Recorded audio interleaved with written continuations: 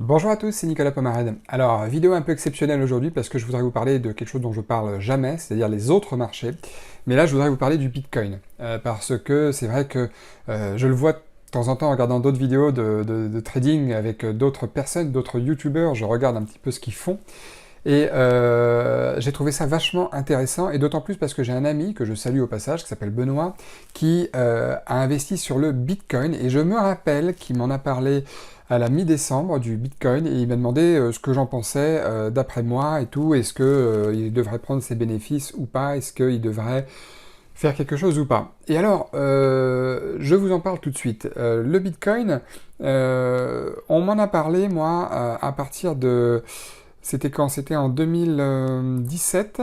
Je le connais bien sûr d'avant, le Bitcoin, mais voilà, pour résumer un petit peu, le Bitcoin, on était là. Et je me rappelle, à ce moment-là, j'étais dans un séminaire immobilier, j'étais à Dubaï, et on était dans l'aéroport, on était en train de revenir, et c'était un pote à moi, William, qui me demandait, il était avec son ordinateur portable, ce que j'en pensais, est-ce qu'il fallait qu'il achète ou pas. Et on était en décembre 2017, je me rappelle très très bien. Et donc on était ici, voilà, la bougie qui est ici. Et en fait, il me demandait s'il devait en acheter ou pas. Alors je lui dis, écoute, la tendance est parfaitement haussière. Je dis, par contre, n'en achète pas tout de suite. Pourquoi? Parce qu'il est beaucoup trop haut. Il est beaucoup trop perché. C'est une expression de trading. Il est beaucoup trop perché. Ne l'achète pas tout de suite. En plus de ça, je venais justement d'en entendre parler aux informations. Il venait justement d'en faire un documentaire aux informations, la folie du Bitcoin, etc. Et je dis surtout pas pour ces deux raisons-là. Un, il est trop perché. Deux, ils viennent d'en parler aux informations. Et comme ils viennent d'en parler aux informations, beaucoup de gens, comme toi, je lui ai dit, vont se mettre à en acheter pour faire partie du mouvement. Et quand les gens regardent ça, évidemment, ils regardent tout de suite le graphique quand il était à son plus bas, c'est-à-dire autour des 1000 $. Alors, il était plus bas que ça, hein, mais là, je ne peux pas aller plus loin, beaucoup plus loin. Le graphique n'est pas bien détaillé, mais il était beaucoup plus bas que ça, quoi. Moins de 100 $, il était, le Bitcoin. Et du coup, bah, les gens, quand ils voient ça, ils font leur calcul et ils se disent, merde, à côté de quoi je suis passé, d'accord? Ensuite, on a retrouvé le Bitcoin sur sur différents mouvements, différentes périodes, où là, il était dans une tendance clairement baissière, voilà, et là, après, il était dans une tendance qui redevenait haussière, et voilà. Aujourd'hui, je vais vous mettre un graphique jour, et je vous reparle de mon pote Benoît qui m'avait demandé, on était à la mi-décembre, donc c'est-à-dire à peu près ici, hein, juste après la Saint-Nicolas d'ailleurs, et il m'avait dit qu'est-ce que je fais d'après toi, à ton avis et tout. Ben, je dis écoute, il est toujours dans une tendance parfaitement haussière, le marché n'est pas perché, même s'il avait l'air d'être perché. Tenez, regardez, si je vous montre le marché comme on pouvait le voir au moment où on le regardait, au moment du 15 décembre, on pouvait avoir l'impression que le marché était perché. On pouvait avoir cette impression-là, mais j'ai dit écoute, le marché n'est pas du tout éloigné des moyennes mobiles. À la limite, il y a eu un double pullback ici, là, voilà, donc ce qui est très très bien d'un point de vue renforcement de position ou placement de stop. Je lui ai dit, mets ton stop à ce niveau-là, à la limite, remonte ton stop à ce niveau-là, mais attends. Et je lui ai dit aussi, troisième chose que j'avais dit à William, je lui ai dit, Benoît, les informations n'ont pas encore reparlé du Bitcoin pour le moment. Ils n'en ont pas encore reparlé, ils sont tous sur le coronavirus actuellement. Attends qu'ils en parlent avant de revendre. Et regardez comment il est monté, entre-temps, encore. C'est juste incroyable. Et c'est vrai que aujourd'hui, s'il y a des gens parmi vous, regardez ce qu'il a pris en plus du 15, à partir du 16 décembre jusqu'à aujourd'hui. Il a pris, bon, on va en dire, il a pris 100% de hausse.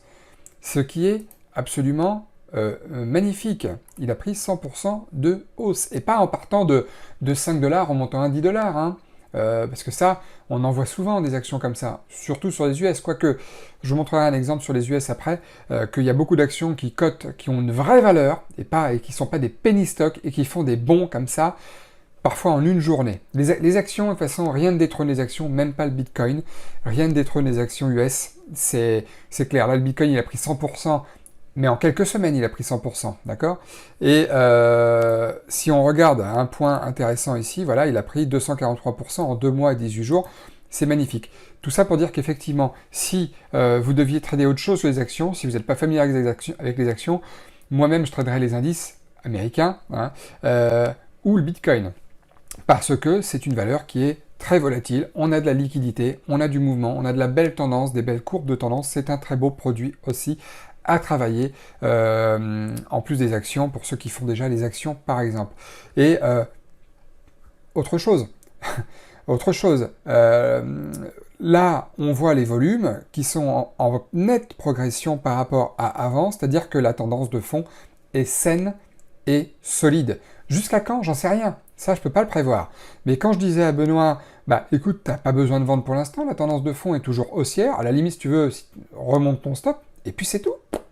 Remonte ton stop, et puis tu verras, attends même que les infos en parlent, et à ce moment-là, peut-être que tu te mettras à vendre, parce que quand les informations vont en parler, pourquoi c'est important, les informations, vis-à-vis du grand public? C'est que les très gros intervenants de marché, les très gros portefeuilles, eux, ils attendent l'aubaine des informations pour liquider leurs titres. Pourquoi? Parce qu'ils ont tellement de taille très importante que eux-mêmes, s'ils souhaitaient vendre aujourd'hui leur valeur, eh bien, ils risqueraient de faire chuter le marché sans avoir beaucoup de contrepartie en face, c'est-à-dire d'autres acheteurs, d'autres amateurs qui achètent à des niveaux très hauts. Trop haut maintenant pour se positionner. Maintenant, il faut attendre une consolidation avant d'acheter, c'est clair, il faut attendre un retournement, il faut attendre un pullback, il faut attendre consolidation latérale. Moi, j'aime bien ça, les consolidations latérales, avant de se repositionner pour acheter. Si jamais ils liquident leur titre, ça risque de se voir. Donc, ils attendent qu'il y ait une masse d'acheteurs, influencés par les médias, pour se débarrasser de leur titre. Et là, le marché commencera à chuter. Comme ça, ils pourront se débarrasser de leur titre à un prix tout à fait convenable, sans que le Bitcoin ne s'écroule. Parce que s'ils le font, ils n'auront pas d'acheteurs en face. Et du coup, ils peuvent malheureusement pas vendre autour des 40 000, mais peut-être qu'ils finiront par tout vendre autour des 25 000. C'est pas ce qu'ils veulent. Ce qu'ils veulent, c'est vendre dans une fourchette, admettons, entre 40 000 et au pire 35 000, quoi. Voilà, pour s'en sortir correctement, sans que le marché ne s'effondre à cause du manque d'acheteurs en face. Donc eux, là, soit ils sont déjà en train de liquider, mais alors par petits paquets, leur position pour prendre leurs bénéfices sans faire s'écrouler le marché, soit ils attendent effectivement une news économique très intéressante qui soit en leur faveur en disant « Waouh, le Bitcoin c'est un truc de fou pour commencer, eux, à vendre à des amateurs en face. Voilà, c'est ça qui va se passer, et c'est ça qui se passera au moment où les médias, évidemment, vont en faire la publicité. Bon, en attendant, d'un point de vue purement technique, vous savez, moi, j'écoute pas les news, ou très peu, franchement. Est-ce que c'est intéressant à acheter? Oui, pas maintenant. Alors, ça l'était ici, effectivement, autour des 20 000, tout simplement, avec un stop. Pourquoi? Parce qu'on avait un stop proche, on avait une zone de consolidation proche, tout simplement. Si ça se passe pas bien, ça se retourne, c'est pas grave, on aura perdu une partie de notre position.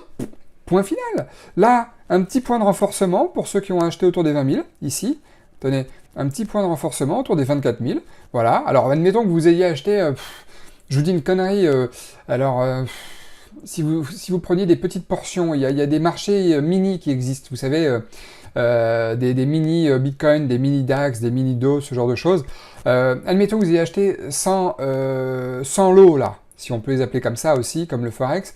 Là, le marché fait une consolidation, vous pouvez vous renforcer de 20 lots, par exemple, pour pas que votre prix moyen soit trop défoncé. Bon alors, le marché a continué de monter, mais ça on ne peut pas le savoir au départ. Mais voilà, vous achetez 100 lots, vous renforcez un petit peu de 20 lots, là c'est possible, vous avez un point de renforcement à ce niveau-là, là, entre les 22 et les 24 000. Pourquoi? Parce que vous avez une zone intéressante pour, pourquoi pas, remonter votre stop. Vous voyez? Donc c'est intéressant, c'est vrai que c'est intéressant.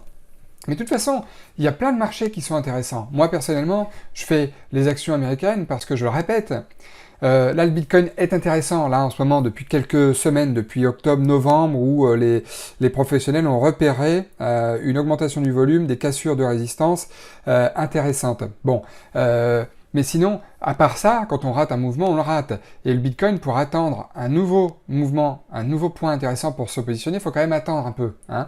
Les actions américaines, vous trouvez ce genre de choses régulièrement, voire même tous les jours. Pourquoi? Parce que vous avez entre 7 et 8 000 actions à négocier sur les marchés américains. Et avec un bon screener, avec une bonne méthode, vous décortiquez comme moi, vous le voyez je pense sur mes vidéos de trading réel régulièrement, des actions qui font régulièrement plus 20, plus 30, plus 50% tous les jours.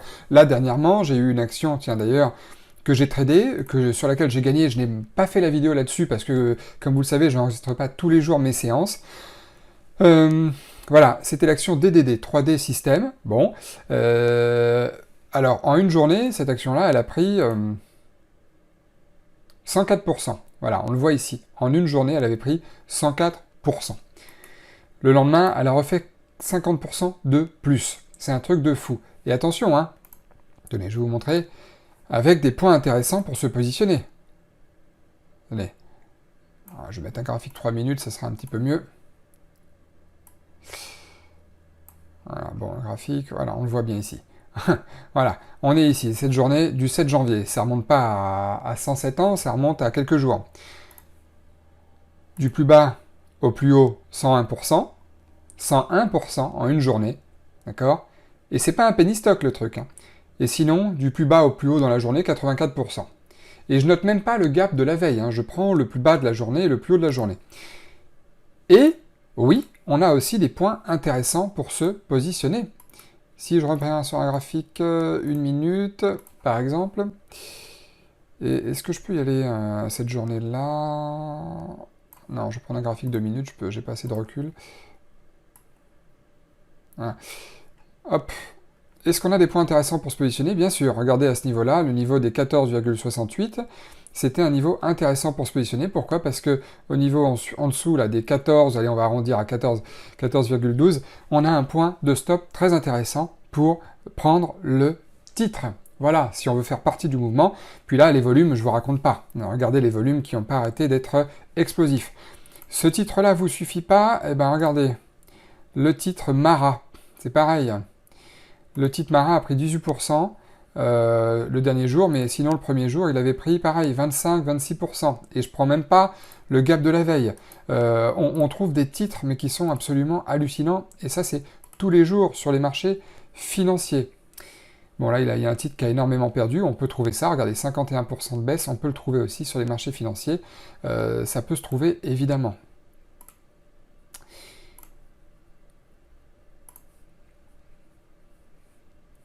Voilà, donc effectivement, pour le Bitcoin, je voulais faire cette vidéo-là parce qu'effectivement, tout le monde en parle, tout le monde s'y intéresse, mais je dis pas que c'est pas intéressant, c'est très intéressant, mais je veux revenir sur une chose sur laquelle il faut se focaliser, sur laquelle il faut que vous vous focalisiez si vous commencez le trading, si vous commencez à vous intéresser au trading. Il faut se focaliser, si possible, sur un marché pour en être un spécialiste. Et deux, il faut se focaliser sur un style de trading. Est-ce que vous êtes plutôt scalper, swing trader, day trader, etc.